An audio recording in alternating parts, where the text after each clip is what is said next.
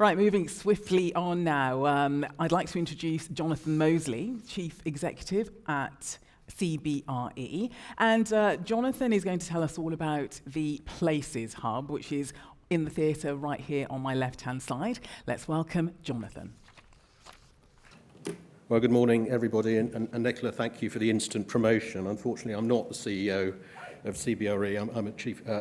I'm an executive director there, where I run the infrastructure practice, amongst other things. But yeah, maybe next year. It's good to see everybody. After an excellent day one programme with some fantastic speakers covering a lot of important topics, day two offers an equally rich set of sessions. As well as the sessions taking place in this theatre throughout the day, I'd like to draw your attention to those taking place in the topic-specific hubs. You're spoilt for choice in terms of the highly relevant and current issues that they're going to cover. But I'm here to draw your attention in particular to the Places Hub, where, to plagiarise what Jesse Norman said yesterday, a smorgasbord of topics is lined up for your amusement and delectation. I'm delighted that CBRE is headline sponsor and curator of this element of the Interchange Conference. It really is at the heart of what the conference is all about: the interplay between transport infrastructure, people, property, and places.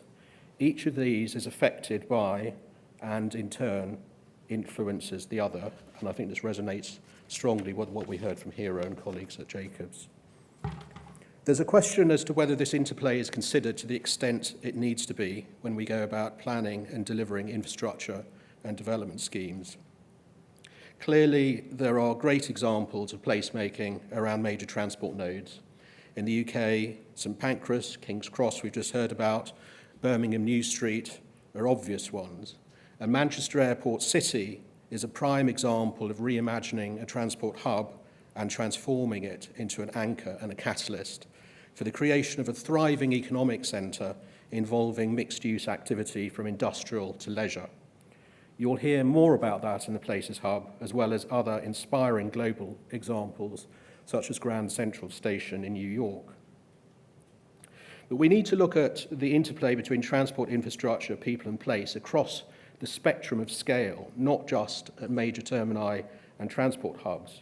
For example, medium and smaller schemes in locations outside major city centres or urban conurbations. There is both a need and an opportunity to enhance further how we look holistically at transport infrastructure, people and place in all of those different contexts to maximise impact and value and benefit. And in that regard, the Places Hub includes an interesting session with East West Rail, which includes stations that differ significantly in scale and context. You'll hear how data-driven analysis and vision were brought together to develop a range of station personas, each representing a particular but complementary proposition to customers and stakeholders. And that was in support of East West Rail's intent to place customer experience at the heart of their vision and strategy. As East West Rail shows, whichever end of the spectrum we're looking at, the customer experience and sensitivity to local context remains key. So whether we're looking at major termini in city centres or smaller transport nodes in less dense locations, we need to be asking ourselves if we have fully understood the expectation of the people, communities and stakeholders that those transport assets serve or could serve. And those expectations are undoubtedly evolving. It's clear that the pandemic has triggered a range of changes in how people live, work and play. Remote or hybrid working is an obvious example that affects whether, when, where and why people access and use transport networks.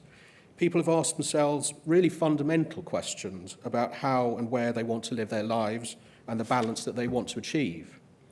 Similarly, organisations have reflected on their operating models, how they adapt to the changing expectations of their employees, how they capitalise on learnings from the pandemic experience, such as how efficient and effective remote working can be, but how that's balanced with the cohesion and different level of interaction that comes with physical co-location and co-working, what all of that means for how they run their businesses, what real estate footprint they need and where they should be located, and so on.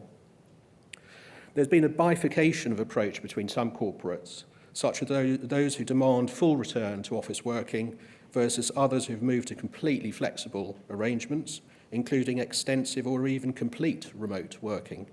In between lies what's probably the majority who've opted for different flavours of hybrid working. All of these changing perspectives and expectations from people and organisations significantly affect transport infrastructure in terms of patterns of demand and, therefore, what transport infrastructure and services offer, how they operate, where they are, and what they connect. We've seen fall off in commuter patronage of rail and metro services, for example, although there's been a significant recovery from the low levels seen in the acute stages of the pandemic. Quite where the longer-term balance will end up remains to be seen. It was really interesting to see how some public authorities reacted to the pandemic-driven fall-off in demand, such as for rail services, and there were examples of significant fare cuts to re-stimulate demand. Clearly, promoting and maximising the use of public transport is desirable to continue to stimulate modal shift, supporting our sustainability goals. But was it just me who detected what almost seemed like a tone of indignance that passengers were not returning to the public transport system as quickly and fully as expected? It was almost like, how dare people not use our railway? I don't know if that was just me. So the immediate reaction in some cases was to chop fares to attract people back. This is an understandable short-term response, but how sustainable is it? Should the focus have been and continue to be on a deeper reflection, much as a supplier of consumer goods might do when faced with changing customer demand, about whether the transport product and service offering was still fit for purpose to meet the changing expectations and demands of its consumers, on how the offering needed to flex and adapt.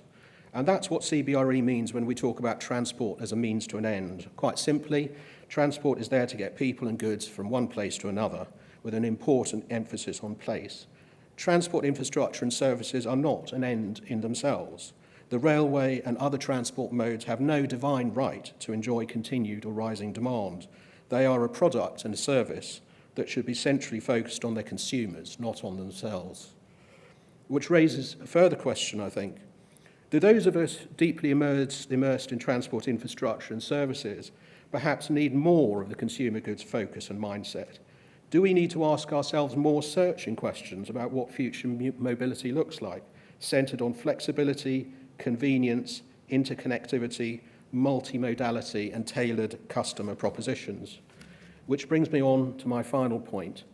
Do transport sponsors, owners and operators think sufficiently broadly about who the consumers of their products are? Yes, it's the person who commutes or uses a train for leisure travel. But how about the investors and developers, the creators of places, the curators of distinct and desirable destinations? Do transport people spend enough time talking to and collaborating with these players? After all, the assets and places they create are directly dependent on and influenced by transport links and general accessibility. So I'd argue they are consumers of the transport product just as much as the train commuter or leisure traveller. The Places Hub includes insightful sessions involving a wide range of players with different perspectives: sponsors and funders, architects and designers, visionaries, innovators, private sector placemakers and developers. So it's not just transport people talking to themselves, and it's not just a series of presentations and monologues. There are plenty of interactive panel sessions. So I think you'll hear and see plenty of thought-provoking things if you choose to attend. And as I said at the start, the topics that will be covered in the Places Hub lie at the very heart of what Interchange is all about, the interplay between transport, people, property and places. I very much hope this brief preview of the Places Hub has piqued your interest. I encourage you to come and join what should be a very different type of conversation. I look forward to seeing as many of you there as possible. Thank you very much.